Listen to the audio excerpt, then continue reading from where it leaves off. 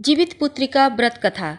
एक बार नैमिषारण्य के निवासी ऋषियों ने संसार के कल्याण के लिए सूत जी से पूछा, हे सूत, कराल कलिकाल में लोगों के बालक किस प्रकार दीर्घायु होंगे, सो कहिए। सूत जी कहते हैं, जब द्वापर का अंत और कलयुग का आरंभ था, उसी समय बहुत सी शोकाकुल स्त्रियों ने आपस में सलाह की कि क्या इस कली में माता के जीवित रहते पुत्र मर जाएंगे। जब वे आपस में कुछ निर्णय नहीं कर सकी, तब गौतम जी के पास पूछने के लिए गईं। जब उनके पास पहुंची तो उस समय गौतम जी आनंद के साथ बैठे थे। उनके सामने जाकर उन्होंने मस्तक झुकाकर प्रणाम किया और तदंतर स्त्रियों ने पूछा, हे प्रभु, इस कलयुग में लोगों के पुत्र किस प्रकार जीवित रहेंगे, इसके लिए कोई व्रत या तप हो तो कृपा करके बताइए।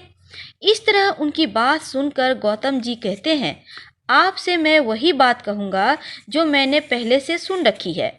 गौतम जी ने कहा, जब महाभारत युद्ध का अंत हो गया और द्रोण पुत्र अश्वत्थामा के द्वारा अपने बेटों को मरा देखकर सब पांडव बड़े दुखी हुए, तो पुत्र के शोक से व्याकुल होकर द्रौपदी अपनी सखियों के साथ ब्राह्मण श्रेष्ठ धौम्य के पास गई और उसने धौम्य से कहा, हे विपेंद्र, कौन सा उपाय करने से बच्चे दीर्घायु हो सकते हैं, कृपा करके और बताइए।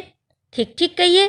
धौम्य बोले, सतयुग में सत्य वचन बोलने वाला, सत्याचरण करने वाला समदर्शी जिमुतवाहन नामक एक राजा था। एक बार वह अपनी स्त्री के साथ अपनी ससुराल गया और वहीं रहने लगा। एक दिन आधी रात के समय पुत्र के शोक से व्याकुल कोई स्त्री रोने लगी, क्योंकि वह अपने बेटे के दर्शन से निराश हो चुकी थी। उसका पुत्र मर चुका था। वह रोती हुई कहती थी, हाय, मुझ बूढ़ी माँ के सामने मेरा बेटा मरा जा रहा है। और उसका रुदन सुनकर राजा जिमुतवाहन का तो मानो हृदय विदीर्ण हो गया। वह तत्काल उस स्त्री के पास गया और उससे पूछा, तुम्हारा बेटा कैसे मरा? बूढ़ी ने कहा, गरुड़ प्रतिदिन आकर गांव के लड़कों को खा जाता है। इस पर दयालु राजा ने कहा, माता, अब तुम रो मत, आनंद से बैठो, मैं तुम्हारे बच्चे को बचाने का यत्न करता हूँ। ऐसा कहकर राजा उस स्थान पर गया जहाँ गरुड़ आकर प्रतिदिन मांस खाया करता था।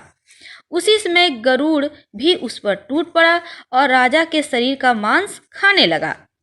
जब अतिशय तेजस्वी गरुड़ ने राजा का बायां अंग खा लिया तो झटपट राजा ने दाहिना अंग फेर कर गरुड़ के सामने कर दिया। यह देखकर गरुड़ जी ने कहा, देव योनियों में तुम कौन हो? तुम मनुष्य तो नहीं जान पड़ते। अच्छा, अपना जन्म और कुल कहो। तब पीड़ा से व्याकुल मन वाले राजा ने कहा, पक्षीराज, इस तरह के प्रश्न करना व्यर्थ है। तुम अपनी इच्छा भर मेरा मांस खाओ। यह सुनकर गरुड़ रुक गए और बड़े आदर से राजा के जन्म और कुल की बात पूछने लगे। राजा ने कहा, मेरी माता का नाम सैव्या है और मेरे पिता का नाम शालिवाहन है। सूर्यवंश में मेरा जन्म हुआ है और जिमुतवाहन मेरा नाम है। राजा की दयालुता देखकर गरुड़ ने कहा, हे महाभाग, तुम्हारे मन में जो अभिलाषा हो वह वर मांगो। तब राजा कहता है, हे पक्षीराज, यदि आप मुझे वर दे रहे हैं तो वर दीजिए कि अब तक आपने जिन प्राणियों को खाया है वे सब जीवित हो जाएं। हे स्वामिन, अब से आप यहाँ बालकों को ना खाएं और कोई ऐसा उपाय करें कि जहाँ जो उत्पन्न हो वे लोग बहुत दिनों तक जीवित रहे। धौम्य ने कहा कि पक्षीराज गरुड़ राजा को वरदान देकर स्वयं अमृत के लिए नागलोक चले। वहां से अमृत लाकर उन्होंने उन मरे हुए हड्डियों पर मनुष्यों की जो हड्डी थी उस पर बरसाया। ऐसा करने से सब लोग जीवित हो गए जिनको कि गरुड़ ने पहले खाया था। राजा के त्याग और गरुड़ की कृपा से वहां वालों को बहुत कष्ट जो था वो दूर हो गया। उस समय राजा के शरीर की शोभा दुगुनी हो गई। राजा की दयालुता देखकर गरुड़ ने फिर कहा, मैं संसार के कल्याण के लिए एक और वरदान दूंगा। आज आश्विन की कृष्ण पक्ष की सप्तमी से रहित शुभ अष्टमी तिथि है। आज ही तुमने यहाँ की प्रजा को जीवन दान दिया है। हे वत्स, अब से यह दिन ब्रह्म भाव हो गया। जो मूर्ति भेद से विविध नामों से विख्यात है वही त्रैलोक से पूजित दुर्गा अमृत प्राप्त करने के अर्थ में जीवित पुत्रिका कहलाई है। सो इस तिथि को जो स्त्रियां उस जीवित पुत्रिका की और कुश की आकृति बनाकर तुम्हारी पूजा करेंगी तो दिनों दिन उनका सौभाग्य बढ़ेगा, वंश की बढ़ोतरी होती रहेगी। हे महाभाग, इस विषय में विचार करने की भी आवश्यकता नहीं है। हे राजन, सप्तमी से रहित और उदया तिथि की अष्टमी को व्रत करें, यानी सप्तमी विद्ध अष्टमी जिस दिन हो उस दिन व्रत ना कर शुद्ध अष्टमी को व्रत करें और नवमी में पारण करें। यदि इस पर ध्यान न दिया जाए तो फल नष्ट हो जाएगा और सौभाग्य तो अवश्य नष्ट होगा। जीमूत वाहन को इस तरह का वरदान देकर गरुड़ बैकुंठ धाम को चले गए और राजा भी अपनी पत्नी के साथ अपने नगर को वापस चले आए। धौम्य द्रौपदी से कहते हैं, हे देवी, मैंने यह अतिशय दुर्लभ व्रत तुमको बतलाया है। इस व्रत को करने से बच्चे दीर्घायु होते हैं। हे देवी, तुम भी पूर्वोक्त विधि से यह व्रत करो और दुर्गा जी का पूजन करो तो तुम्हें अभिलाषित फल प्राप्त होगा। मुनिराज धौम्य की बात सुनकर द्रौपदी के हृदय में एक प्रकार का कौतूहल उत्पन्न हुआ और पूर्ववासियों की स्त्री को बुलाकर उनके साथ यह उत्तम व्रत किया।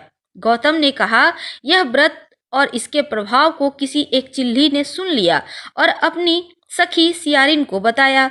इसके बाद पीपल की वृक्ष की शाखा पर बैठकर उस चिल्ली ने उस वृक्ष के खोते में बैठकर सियारिन को भी ने भी व्रत किया। फिर वही चिल्ली किसी उत्तम ब्राह्मण के मुंह से कथा सुनाई और पीपल के खोते में बैठी रही। अपनी सखी को सुनाया कथा। सियारिन ने आधी कथा सुनी थी कि उसे भूख लग गई और उसी समय वह सबसे भरे हुए श्मशान में पहुंची।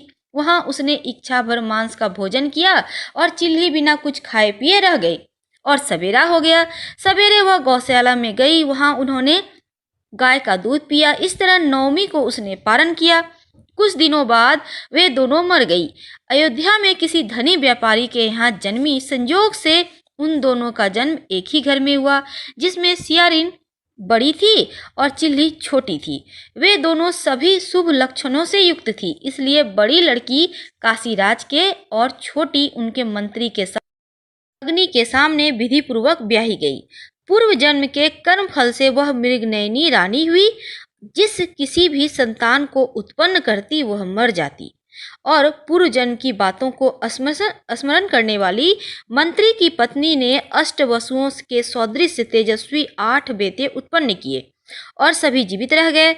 अपनी बहन के पुत्रों को जीवित देखकर ईर्ष्यावश राजपत्नी ने अपने स्वामी से कहा कि यदि तुम मुझे जीवित रखना चाहते हो तो इस मंत्री के सभी पुत्रों को उस जगह भेज दो जहां मेरे बेटे गए हैं, अर्थात इन्हें मार डालो। यह सुनकर राजा ने उस मंत्री के पुत्रों को मारने के लिए कई प्रकार के उद्योग किए, पर मंत्री पत्नी ने जीवित पुत्रिका के पुण्य बल से बचा लिया।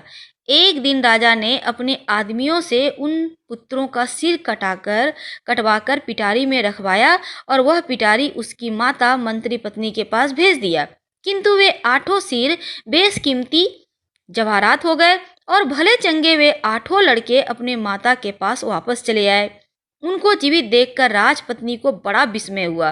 अंत में वह मंत्री की पत्नी के पास आई और उसने पूछा, बहन, तुमने कौन सा ऐसा पुण्य किया है जिससे बार बार मारे जाने पर भी तुम्हारे बेटे नहीं मरते?